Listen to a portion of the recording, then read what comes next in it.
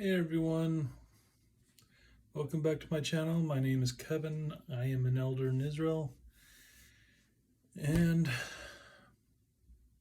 this was a great day. Learned a lot about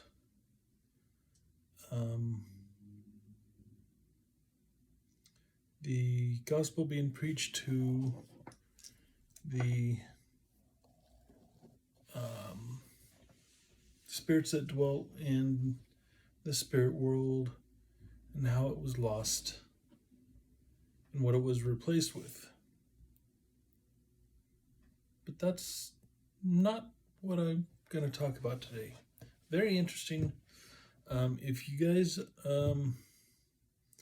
are interested in learning about the apostasy and the eventual restoration, go ahead and check out the book. That's the title.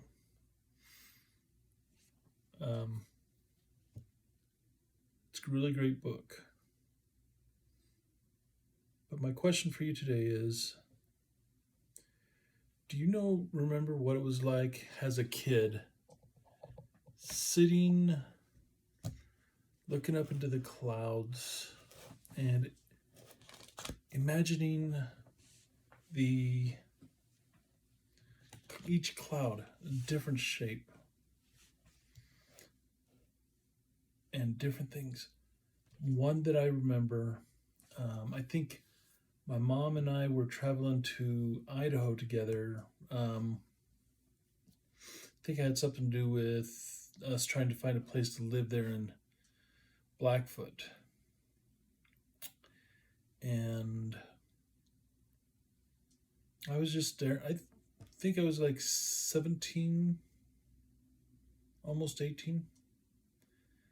And I was watching these clouds, and it looked like two battleships, two spaceships fighting each other and getting destroyed. And I mentioned this to my mom, and she's like, "You need to be careful.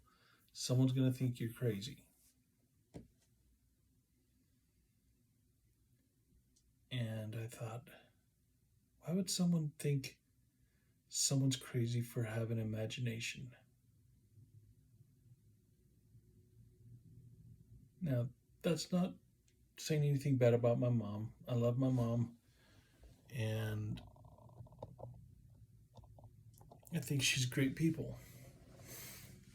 But she was an adult, and here I was still a teenager, still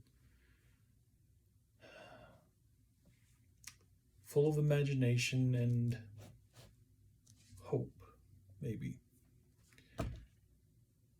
But it got me thinking today about when the scriptures tell us to be like a child. No, it doesn't mean becoming childish.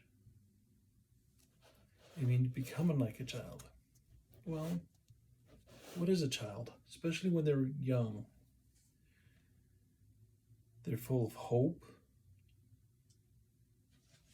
They're full of life.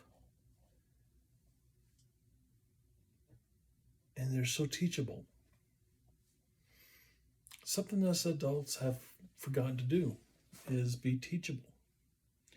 That's when Christ tells us to become like a child, he's telling us to become humble, teachable, and definitely full of hope. Everything in the Gospels rests on hope. Hope is the first stepping stone in building faith.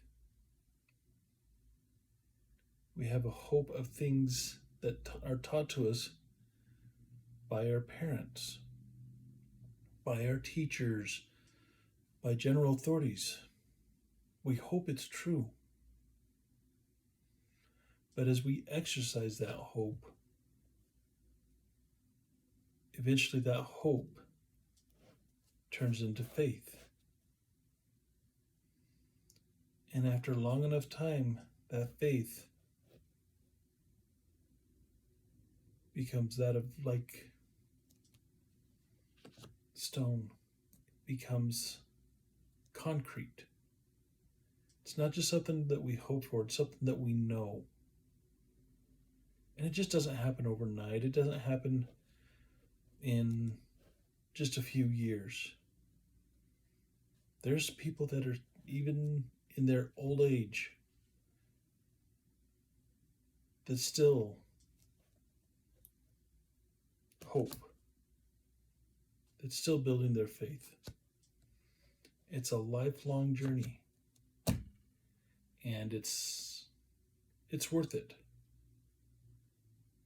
And like any muscle in the body, including this one up here that seems to be in lack of use nowadays, we must use it. We must exercise it to become more faith. My wish is, I hope that someday my faith will be that of, to rival that of Enoch or the brother of Jared, or even John the Beloved and the three Nephites. Do I sin in such a thing?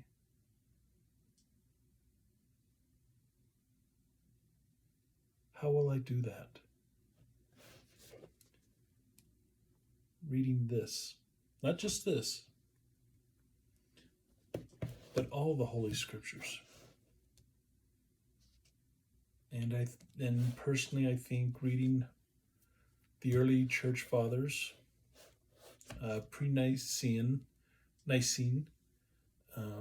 don't think anything post-Nicene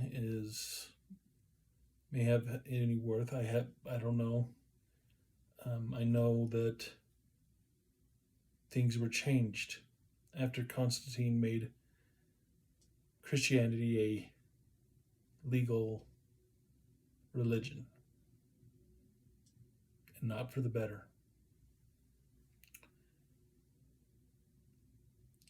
Read Journal of Discourses. Our early church fathers here in the church, the early apostles. Read all of them. Start collecting as many books as you can about the teachings of all the modern prophets.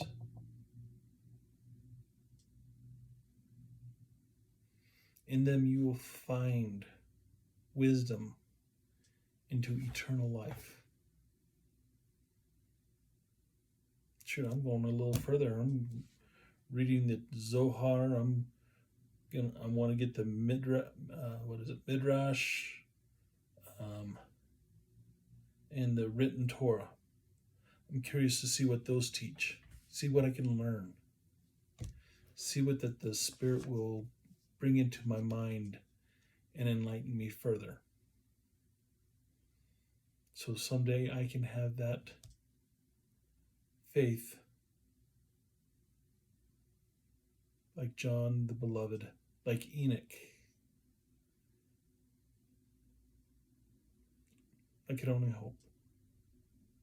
And that's the beginning. Well, it's about bedtime. I'm starting to feel a little sleepy, so I will see you guys tomorrow. Tomorrow night, I should say. You guys have a great week, and we'll see what we can come up with. Have a great day.